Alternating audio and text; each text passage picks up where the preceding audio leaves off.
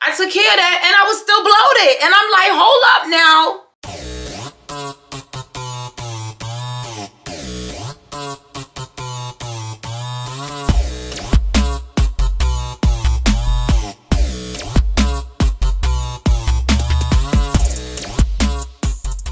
Hey Baddies, so today we're going to talk about the gut and hair connection and why having poor gut health can contribute to hair loss, and why many of you may be experiencing hair loss as a result of poor gut health and you think that it's something else, or you're doing all the right things and nothing is working for you, and it's because your stomach is sick. Okay, so let's just jump right in. My name is Bevy, this is Hairscripts, and I talk about all the tea, the scientific tea about hair growth and hair loss. They are not the same thing, so stop using them interchangeably, okay? So let's go right into the gut and hair connection, okay? So I'm looking at my notes because I want to make sure I give you all the right information. So the reason why I even created this video in the first place was because, of course, most of these videos derive from my own personal experience. And unfortunately for me, but fortunately for you, I had poor gut health. And I didn't know that the reason why I looked like I was 6 months pregnant when I was not was because of excessive bloating, because my gut microbiome was dysregulated. So let me back up, rewind. Let's rewind the tape. Because what the hell did I just say? So let me explain the gut microbiome and all of that stuff, assuming that you guys don't know, but I know that my baddies are smart over here, okay? That's why I just be chatting it up. All right, so the gut basically is made up of trillions of bacteria, collectively called the microbiome. We pretty much have a microbiome everywhere, on top of our skin, everywhere. Your mouth, your tongue, your vagina. You just got a microbiome everywhere, okay? That's where bacteria, we're just comprised of bacteria, just bacteria all over the place. And so whenever your microbiome is dysregulated, it means that you have too much or too little, or just not the right balance of things going on, okay? That's the simple way of putting it. So overall, if you have a dysregulated microbiome, wherever your microbiome is, it can be just an influx of bacteria, fungus, whatever, going on. Now, when you have a dysregulated gut microbiome, because the gut itself is responsible for 80% of your immune system, it's responsible for your overall health and responsible for the health of your hair. When your gut microbiome is dysregulated, it just wreaks havoc on your hair, okay? So let's just go into how it plays such a pivotal role in your hair situationship, and why you can be taking all the right supplements, and you can be eating all the right nutrients, and you can be drinking all the right teas and doing all the things, and the things is just not particularly working for you. And so basically the main way that the gut impacts your hair is through inflammation. So if you've been living under a rock and you don't know what inflammation is a response that's triggered by the immune system. What happens is when there's an antigen in the body, or when something is happening to the body that should not be happening, right? When the body feels violated internally, then it triggers something called inflammation. Inflammation within itself is designed to help protect whatever organ, cell, or whatever is being violated at that time or moment. So it generates, or it stimulates, or it promotes the firing of all these cytokines and all these inflammatory markers. So it's like you leaving school and somebody's trying to fight your sibling. You get what I'm saying? And so what happens is, your sibling comes home and be like, yo, they bothering me, they messing with me, and they about to jump me or whatever, and all of y'all, or if this, all 7 of y'all about to run up to the school, and now it's like it's on, you get this on and popping, right? And so like, yeah, now you feel like you're protected, but at the same time, all your siblings is starting more problems and causing more issues, and then more people want to jump in a fight, and it was just supposed to be a quick fight or whatever the case may be. You get what I'm saying? But now it just turned into this big thing, like everybody's jumping in, and it's just a hot mess. And it's just a lot is going on. So what happens when your immune system senses that something is off? it basically sends all these alerts. It fires away all these cytokines and all these different things saying, yo, go protect such and such, go protect Bev, because like they trying to whip her ass, you know what I'm saying? So they go all run to Bev real quick, and it's just that problem. So now, inflammation within itself is not supposed to be bad, but what happens is we have something called chronic inflammation. And the chronic inflammation within itself is terrible because systemically throughout the body, it wreaks havoc. Y'all was just supposed to come and handle this issue, all right? Y'all was just supposed to come and handle this issue, and then y'all come looting everywhere. You know what I'm saying? Like, why? We was just supposed to fight Shorty because she was supposed to jump in, and y'all coming in looting and vandalizing the buildings and doing all kinds of stuff. So you was really just supposed to be there to protect me, and now you're the aggressor. Now you're starting all the problem. That's inflammation, okay? And so I want to go into how inflammation affects, or how inflammation within itself can cause hair loss. So inflammation can cause itching, flaking, redness, tenderness on your scalp. Inflammation is responsible for hair follicle miniaturization, okay? The best way to put it is, this is your hair follicle, right? This is your hair follicle, and it's miniaturizing, meaning it's getting smaller and smaller and smaller and smaller. So you have something coming through here. Look at all this beautiful hair, these hair strands, this thick hair strand coming through this beautiful follicle. And as the follicle gets smaller, this is as much hair, and it gets smaller, and this is how, and that is thinning, y'all. That's thinning, okay? That's thinning. So why you don't want follicle miniaturization is because you do not want your hair to get thinner. You don't want shedding. Ultimately, follicle miniaturization, if it keeps going, this is what's going to happen to your follicle, right? It's going to completely close. It's going to completely diminish and die, and there's nothing that can come through that follicle. I hope you guys are seeing that. You get what I'm saying? You know what I'm saying? And that now you're bald. Okay, you're forever bald. That's why that chronic inflammation that's happening systemically throughout the entire body. Keep in mind that the gut is a pivotal organ in the entire body that literally is responsible for the entire, almost, like I said, 80% of the immune system, responsible for a lot of the overall health of your body. So if you're inflamed by way of gut, poor gut health, I'm sorry to that man. I really am. I'm sorry. Because, you know, your follicle can possibly die. Inflammation can impair blood flow, okay, to the follicle, which can contribute to hair loss.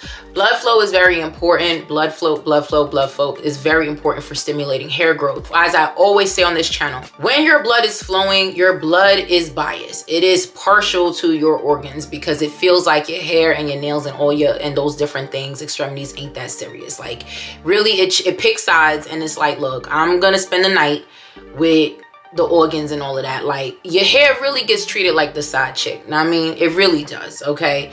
And so with that being said, you know, when blood doesn't circulate to the hair follicle, it's not delivering. Blood circulation, see it as a delivery system, is not delivering the nutrients to the follicle. So the follicle is starving, it's hungry, okay? And anything that starves is going to die. So that's why blood circulation is very important for hair growth. Chronic inflammation can also affect the sebaceous glands, resulting in dry, brittle hair. And we all know, especially if we're of the black and brown, okay, trajectory or ethnic background, you know what I'm saying? If we're of the black and brown persuasion, we already know what breakage looks like. We know what dry, brittle hair looks like. We know what it be like, and it ain't what's good, okay? And when you have breakage, you feel like it's not a big deal, but you can slather when you have inflammation or breakage caused by inflammation. I don't give a crap how much moisturization you try to apply topically. This is an internal problem, sis, and your hair is just gonna keep breaking, okay? So, I mean, moisturize away, it's not really gonna help. And then, you know, overall, addressing inflammation is good for promoting overall health. That's why on this channel, you always hear me talk about steroid shots, okay? Insert steroid shots, only because it's an anti-inflammatory. It's a topical anti-inflammatory for the scalp, so it really helps. But again, like I said, if you're going through things systemically, anything that you apply topically is only going to work temporarily, because if you're not dealing with the underlying cause or the underlying issue, then yeah, you know what I'm saying? So that's the main way basically that gut health affects your hair, right? Through inflammation.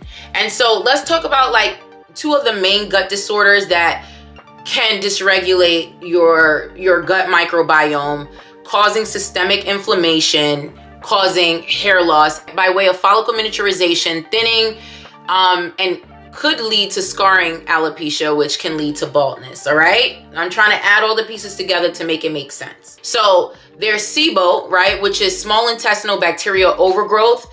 SIBO is when there's an overgrowth of bacteria, right, in the small intestine. Because of this overgrowth of bacteria, it makes it very hard for your body, right, for you to properly absorb nutrients, right? So SIBO causes malabsorption.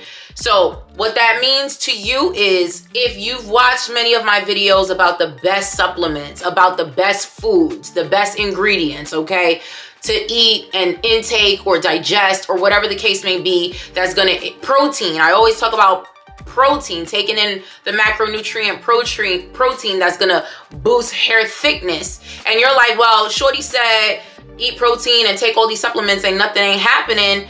Well, that's because there may be a blockage. You're not properly absorbing the nutrients, right? You're eating all the foods, you're taking the supplements, and you're doing all the things. Sis, bruh, right? You may have some type of malabsorption problem that can be caused by a gut disorder or dysregulation in the gut. So that's SIBO. The other one is leaky gut syndrome. And these are the main ones. There's all these chronic syndromes, your IBS within itself, and IBD, irritable bowel syndromes and irritable bowel diseases. There's a lot of sub syndromes and disorders and diseases underneath that umbrella term that is all about, poor gut health and dysregulated gut microbiome that leads to intestinal problems, large intestinal, small intestinal problems, that is just going to, again, just really stir up some issues in your gut, in your overall gut health, and then your overall gut health, your overall health and the quality of your life, okay? So now, leaky gut syndrome is a little different in that what happens is that the lining of your gut becomes very weak, and it allows toxins and bacteria to leak into the bloodstream, okay? Again, why is this a problem that bacteria and toxins are entering into the bloodstream? Because it's triggering inflammation, right? So these are two different disorders, SIBO and leaky gut, that are triggering dysregulation by way of inflammation, and it's doing it in a different way. You can have one and the other simultaneously, okay? You can have SIBO and leaky gut. So imagine how chaotic your immune system is at this point. Imagine the inflammation that you have at this moment. Imagine all the problems that you're having throughout your body in general, but then of course your hair, and your hair may feel it first, again, because when that blood is circulating throughout the body, it's looking for all the things that need the most blood. And of course, if you don't have the right amount of iron or ferritin levels, that's another video, go check that video out. It's going to take its limited stores and its limited source of blood and take it to the places that your body feels needed the most. Your hair is usually not that place, and that's why, brothers and sisters, you can absolutely really see a lot of issues with your hair, really extreme hair loss when it comes to gut health, okay? But what made me decide, hey, let me talk about this in a video, okay? Well, here's a little bit of a story time, and then I'm gonna talk about like some signs that you have poor gut health, because you really need to know if you have poor gut health or not. So for me, I was doing all the things that I tell you guys that I do, blase, blase, blase. But I don't know, my gut was always gutting, know what I mean? Like, it was always embarrassing me in front of everybody. And I could lose weight and still have a gut. And I'm like, why is it that I eat a grain of rice and my gut is out to here? Like, why is it that I'm like Rihanna at the Super Bowl? Is she pregnant or is she not? And everybody's like, well, we don't want to say congratulations, sis, because we don't know what I mean? But at the same time, I'm walking around here looking like, she's expecting. And I'm just like, I don't understand. I'm doing all the things. I'm intermittent fasting. I'm eating all the right foods. I have all the right supplements in my system. I've adopted a really good wellness lifestyle. I'm becoming way more active, although I'm not about to sit here and lie and say that I'm like really going in the gym, okay? But I'm becoming more active. But yet and still, even if I'm trimming the circumference, right, in my peripheral, in my circumference, everywhere around me is seeming to trim down. You know, I'm starting to feel better. You know, you can start to see like your chin a little bit better. You know what I'm saying? Your neck is starting to come in. You know, you're starting to see your cheekbones pop. And I mean, as you start to, you know, lose some weight, as you start to do the things and get the lifestyle, and you got your little apple bottom, but you still got a pooch. Now, listen, full disclosure, as a mom of 4 kids, I had diastasis recti. Diastasis recti is when the muscles, basically the stomach muscles, the inner muscles are separated because of birth, because of childbearing. And so, you know, I took care of that. I took care of that, okay? And the muscles got sewed right back up. You know, if you get it, let me know in the comments. And if you don't, then you don't, okay? But I took care of that and I was still bloated. And I'm like, hold up now. I'm gonna have to go for a round 2 because stuff ain't like, it ain't, you know, it's like, but it ain't, you know, my waist was fine, but I turn around and then that profile, I gotta suck it in because it's just like, and you know you bloated when you really bloated, right? What's the word? Extended or distended, whatever. When you suck it in, it ain't going nowhere. It ain't moving. It won't move, right?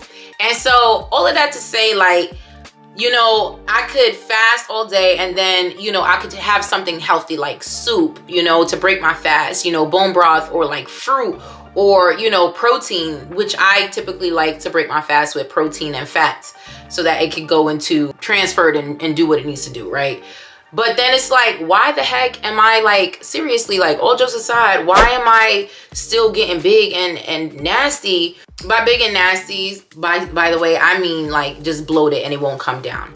My energy was always low. I had high food intolerances especially for carbs, right? So I started to think that I had celiac disease. I'm like, maybe I have celiac disease, but then when I'm not eating carbs and I'm eating other things, I'm still having the same response. Like it seems like I'm sensitive to every food. I'm sensitive to water. I drink water and it's a problem. So with all those things happening, and then of course, you know, I was just at this point, like, of course, when my hair starts to shed, I'm like, nah, we got to look into things.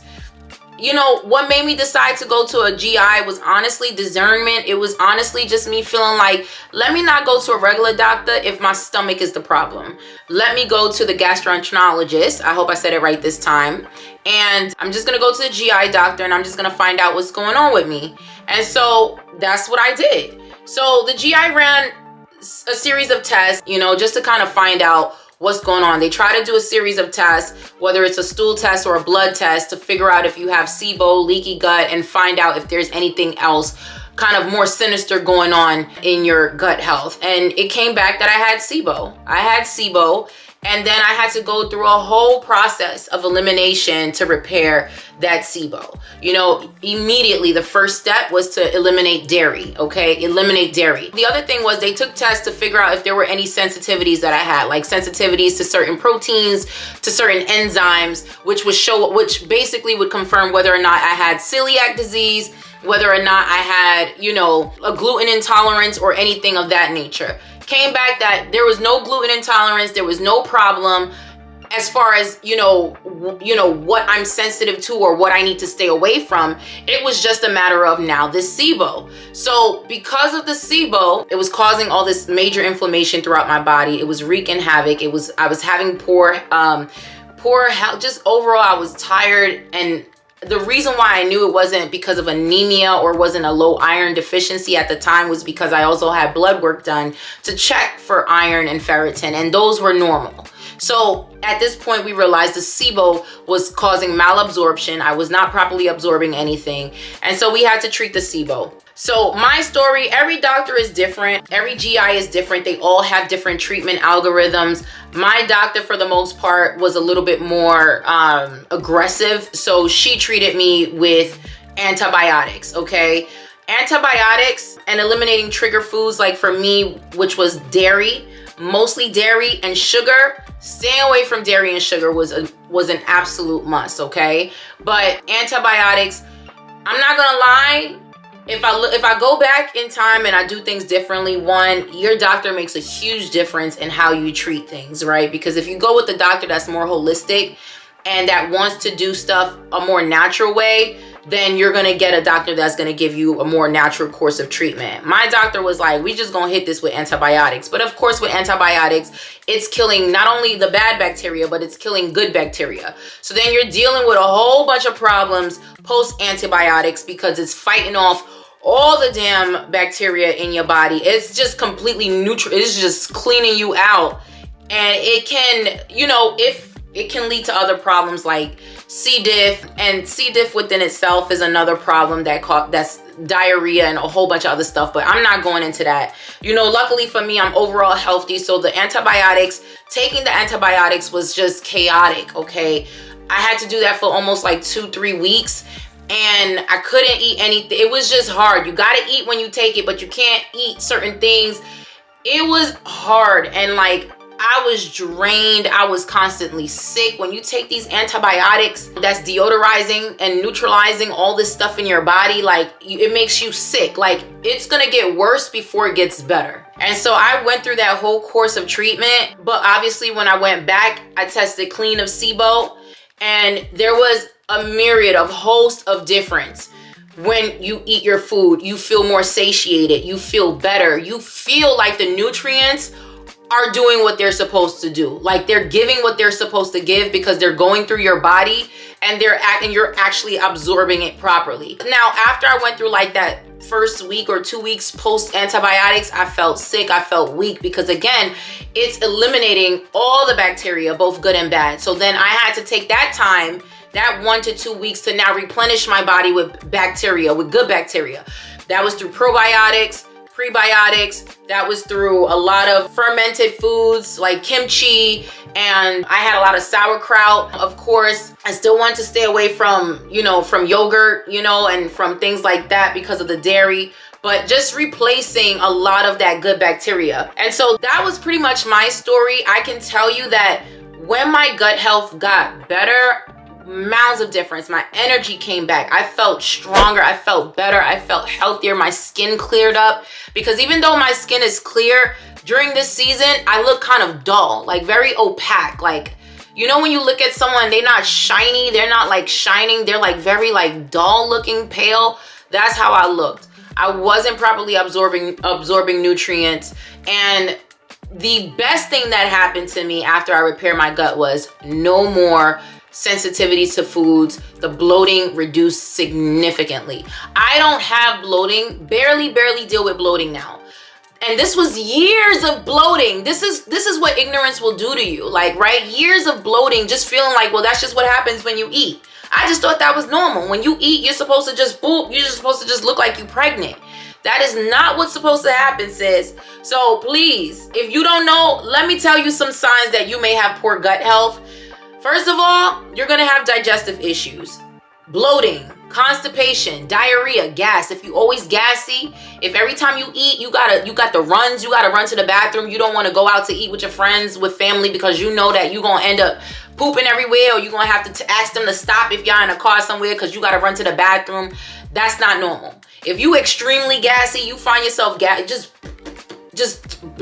farting all the time, it is not because you had broccoli. I mean, it could be because you had broccoli that day. But if you just doing that constantly, there's issues with your gut health, okay? Again, the bloating was my problem. I was just always bloated. And like, that bloating hurts. Like, there's some times where the bloating is so excessive that it causes pain, because it's you're stretching yourself, right? And so I would go through seasons and I would be around people and I would eat something and then my stomach would be in complete pain. And it was because of the SIBO that I didn't know that I had, right? So those could be things, right? It could also, like I said, those things can indicate gut dysregulation of the microbiome, and God forbid, underlying stuff like IBS and IBD. Thankfully, that was not my case, but it could be a lot of your cases and you don't know. You can be severe.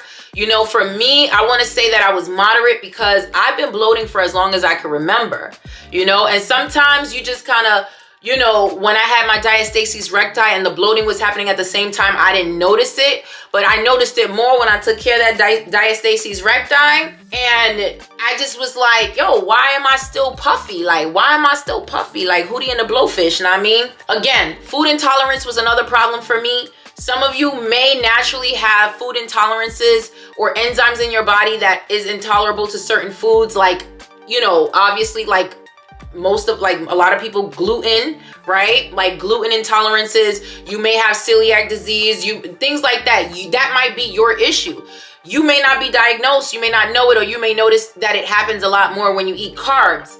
That's fine if you know and you can manage your celiac and your gluten sensitivity accordingly.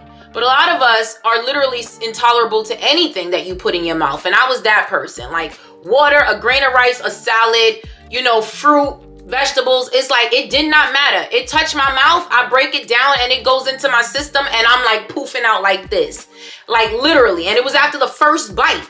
It wasn't like, several bites in. And it just didn't make any sense. Like soup. Okay, so Cameron wants to act up, so I'm going to finish it off here on my phone. Okay, so soup was causing problems. The other thing is fatigue and low energy levels. Why? Because it plays a crucial role in absorption. If you have SIBO or even leaky gut, you're dealing with malabsorption. You're not properly absorbing nutrients into the body.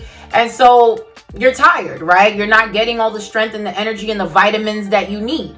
And so you're exhausted, right? So think about that exhaustion that you have when you have low iron. It's very similar to that same exhaustion, okay? Skin problems, I said this before, like I was looking really opaque, even though like I've been able to clear up my acne, right? And I have stories about that here on this channel, but I was able to clear up my acne. But keep in mind that like, bro, like I was looking real dull.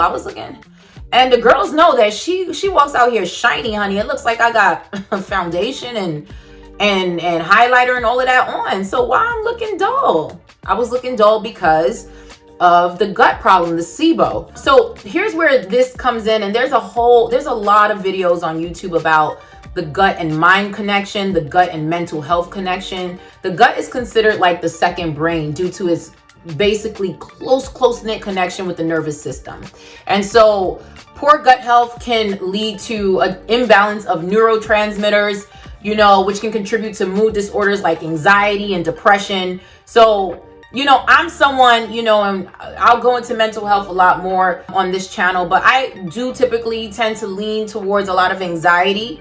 And I deal with anxiety and I have dealt with depression. And so clinically diagnosed, no, but I have dealt with these different types of mood disorders. And so when I found myself being excessive here, I was just like, yo, like I know, like, and this is how I know when it's not me PMSing, because I'm one of those people that I PMS. My PMS is not like, my PMS is all emotional.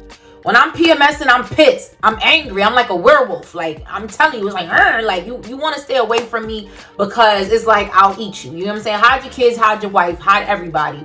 I'm literally like a werewolf. Nice werewolf. Good werewolf. When I'm PMSing, it's every month. My kids tend to be like, yo, like, you good? Like, they're a little too young to be like, mommy's PMSing, but like, I know it. I'd be like, yo, I'd be ready to like, you know what I'm saying? Like, I'd be huffing and puffing and all kinds of stuff. But I knew something was off when I was PMSing, and it wasn't PMS season. Like, I usually PMS starting 2 weeks before my period. But if I'm PMSing all cycle round, I'm like, nah, this ain't right. I'm usually a little bit hype. You know what I'm saying? I'm a little perky when I'm ovulating. Know what I mean? Sis, you know what I'm talking about. But I'm ovulating and I'm angry. Nah, this ain't right. I pay attention to every nook and cranny of my body, like everything. If something is off, I know something ain't right. Like from my hair, if my hair seems like it's much oilier than usual, if it's thinner, if it's shedding a lot, if my skin looks dull, if I'm getting dark circles under my eyes, if I'm starting to see, acne pop up in weird places, You know, even down to my body, if I'm starting to see eczema patches or itching or something like that, you know, even down to my pheromones. Like, I pay attention to my body. So if something is off, I know. And then obviously frequent infections. That's another way, you know that there's something going on with your gut. You know, healthy gut is essential for a strong immune system. It's responsible for 80% of your immune system. So if you're constantly getting sick and constantly getting infections, your gut health could be off, sis. Okay, I said nutrient deficiencies already because of malabsorption. I already explained that. Also, autoimmune conditions, okay,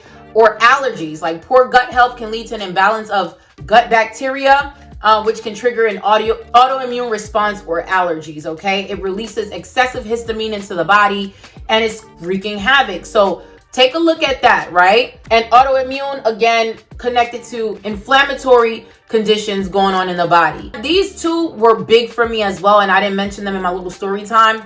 But joint pain, let me tell you something.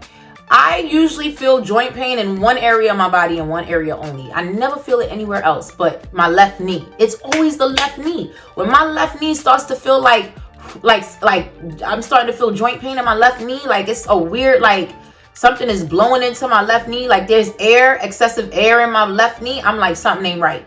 So now we either got to take a blood test, we got to figure out what the hell is going on. Do I got an infection? I know I'm dealing with inflammation, but why? Immediately when I have left knee pain, I know that there's inflammation going on in my body, but I don't know why, right? So that was funny to me when I started doing this research about SIBO and gut health and the gut and hair connection. I was like, oh shoot, like when my hair fell out real bad in 2019, yo, my left knee was on fleek, like it was on fire.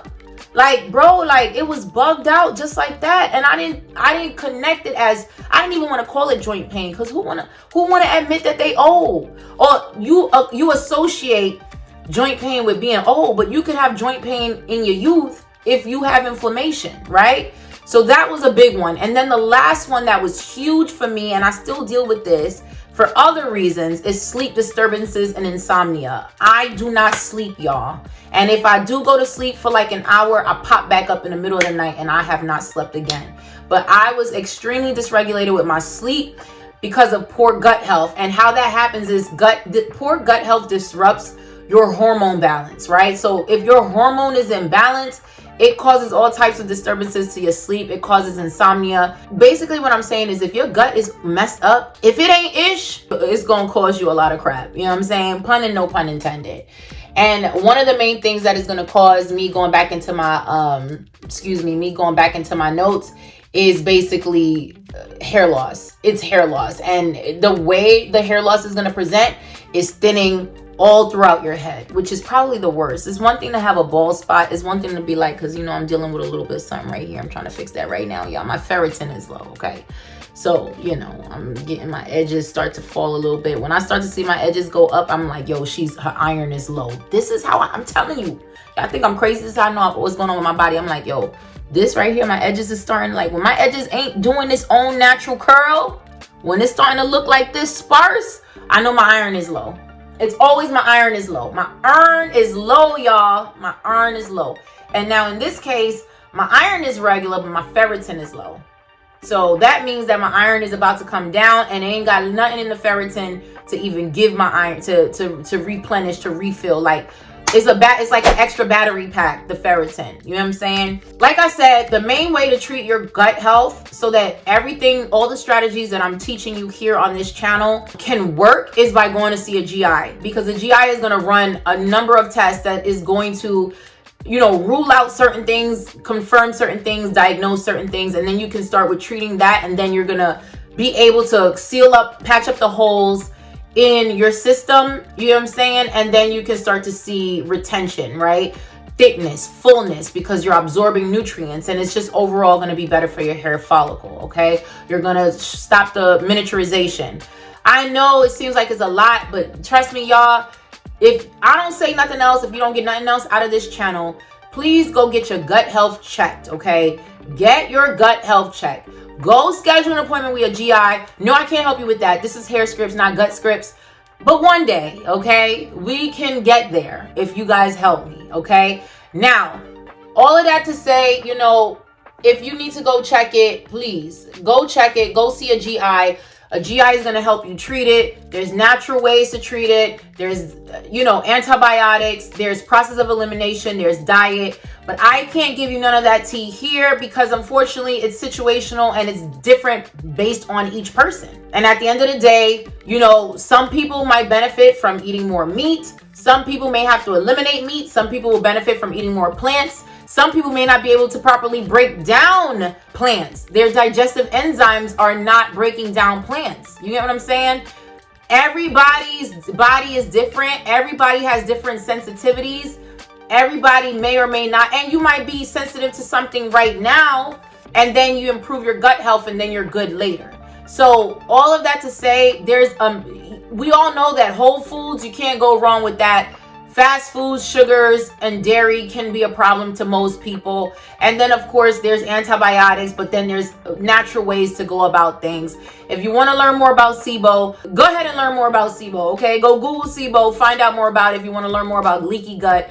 But if you just in general feel that you can identify with a lot of the signs and symptoms that I'm mentioning here, please, you may not realize that and it's sneaky, it's quiet. You will not even know that you have it because you just think that, oh, I just didn't eat enough, I didn't drink enough, I'm not sleeping enough. And you could keep sleeping, you could keep eating, you could keep, you know, doing the things, and your gut is not allowing you to be great.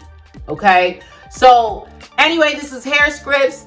If you are experiencing hair loss, there are a number of different causes. Gut health is one of them. But if you want to know what's your cause of hair loss or the type of hair loss that you may be experiencing and how to treat it, and if you want a custom hair growth plan specific just to you and your type of hair loss, then click the link down in the description box where you can connect with a vetted hair loss professional that has over 20 years of experience working with hair and skin of color and hair loss and hair regeneration, okay?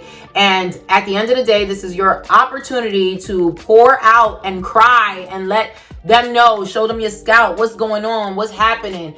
This don't happen often and it won't happen for long, okay? I won't be free for long, okay? All right? After a while, the pro bono will stop. So please, click the link down in the description box before it's too late for you. Find out what's going on with you. This is your opportunity to have some hair therapy, okay?